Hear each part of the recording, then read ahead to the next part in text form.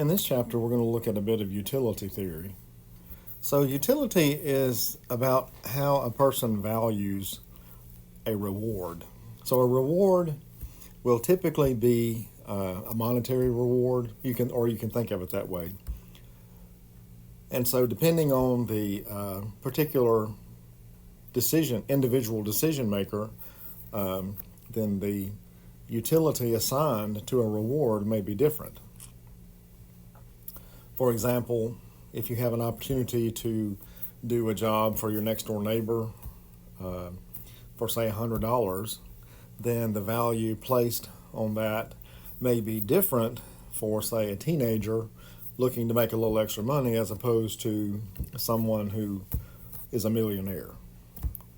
So, but of course, rewards are not always just monetary because so the amount, that's why. So this is the reason why we try to tackle assigning the amount of value a particular decision maker places on any reward. So one thing to note here is that when you evaluate the consequence of a possible action, the value of that consequence may not have an obvious scale.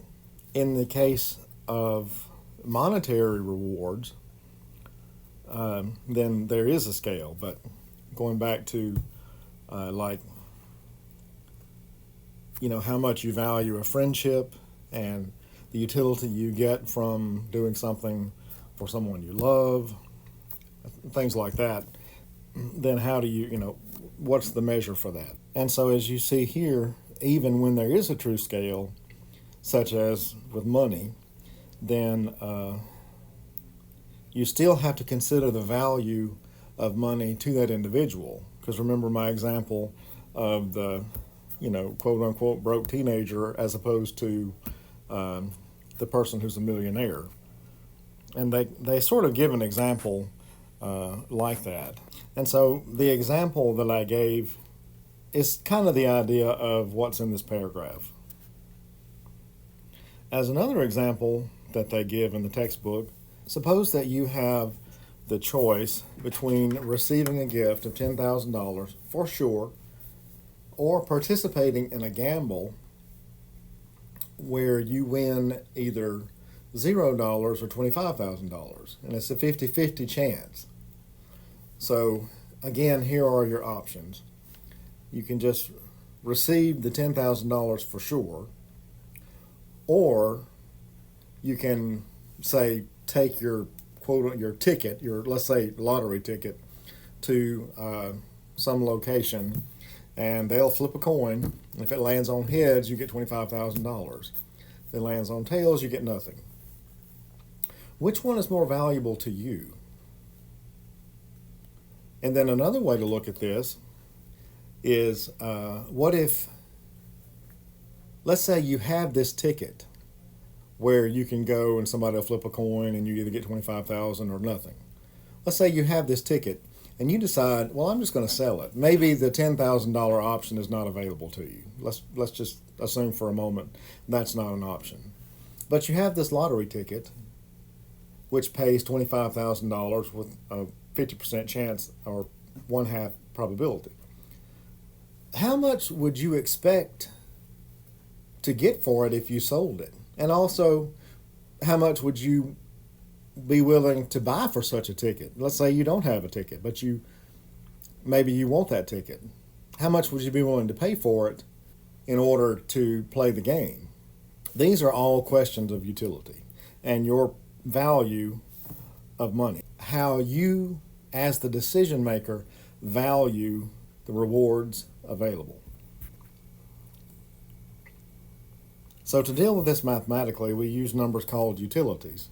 And hence, what we will be attempting to construct is a utility function which, for each value of the reward, and you can see there that the reward space is denoted with this fancy R, and often it's just the set of the real numbers. So a utility function would take any particular reward and report your or the decision maker's utility assigned to that particular reward. So let's look at this example. So suppose your grandparents tell you that they'll pay you $100 to mow their lawn. So here we are with the mowing of the grass again. And so you have a decision to make. Action A1 is you mow the grass, and action A2 is that you do not mow the grass. And the reward space here is just the set consisting of two values, $0 or $100. And it's obvious which action gives which reward. So here, once you make a decision, then the reward is set. But now that's, in most situations, that won't be true. So a lot of times what will happen is once you take an action, then you get a probability distribution on the reward space, and then you get your reward according to that distribution. And so that's what this next part is talking about. So sometimes the particular consequence or the reward may not follow once the action is taken, but it will decide the probabilities and the likelihoods associated with the rewards. In this definition, we see that the result of an action will yield a probability distribution on R, and then the set of all such probability distributions on the reward space will be denoted with this fancy P. And we will continue the use of this bracket notation here. So this represents a probability distribution on the reward space, which chooses reward R with probability 1. So recall here is the example where your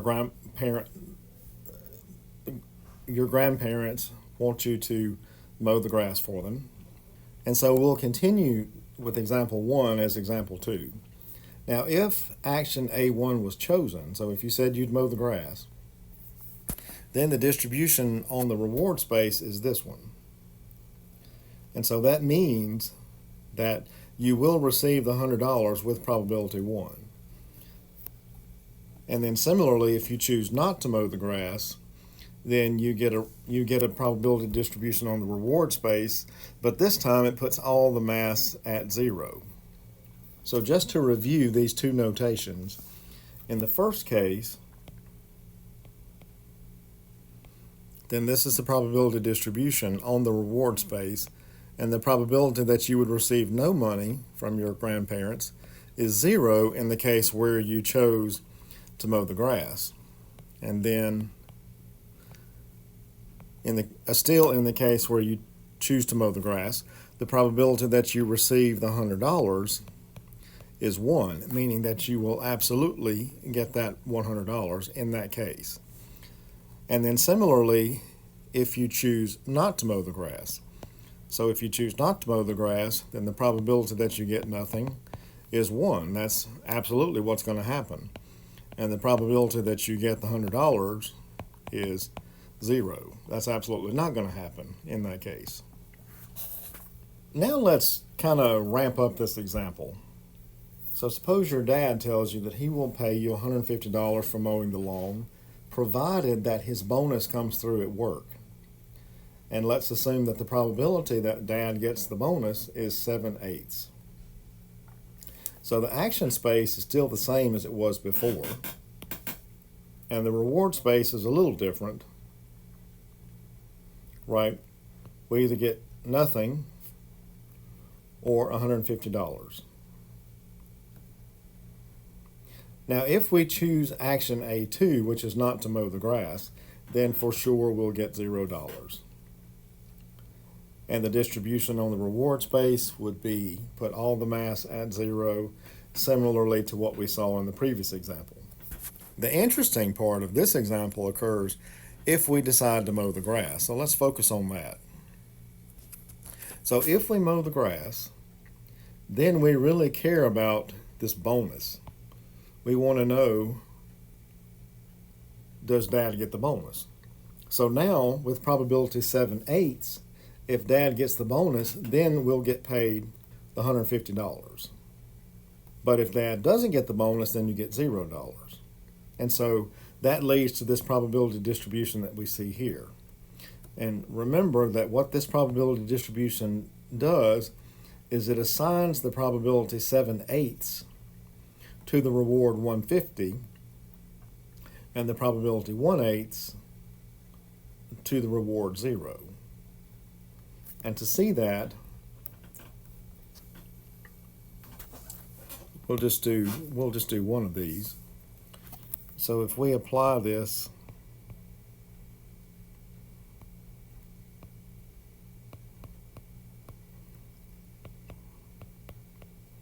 PMF, that's really what this is.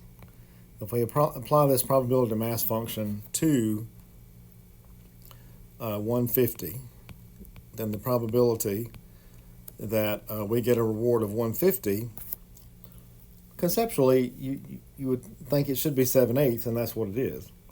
Because 7/8 times this probability distribution here, which puts all the mass at 150, so that's just 1. And then plus 1/8 times this probability distribution that puts, and I apologize, I'm running out of space here, but here, this puts all the mass at 0, so that turns out to be 0. And so sure enough, you do get just the 7/8. And then, of course, if action A2 is chosen, as we said before, you get nothing. We're going to have some method by which we can compare the probability distributions on the reward space in order to indicate that one is preferred over the other. And so you can see there that we have various notation to do that. So again, these are probability distributions on the reward space. The reward space is fancy R, and then fancy P is the collection of all probability distributions on that reward space. And so P1 here and P2, two distinct probability distributions on the reward space. And so if we write P1 less than P2, or equivalently P2 greater than P1, then P2 is preferred to P1. And similarly, if we write P1 less than or equal to P2, then that means that P1 is not preferred to P2. And then if we write P1 and then this wavy equal sign, that means that they are equivalent.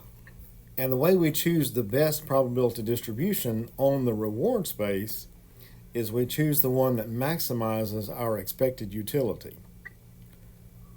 But now we haven't even talked about how do we construct a utility function, so that's a big hurdle we've got to get over. And remember, the utility function conveys the value system of the decision maker on the reward space. So next time we will look at how to construct a utility function.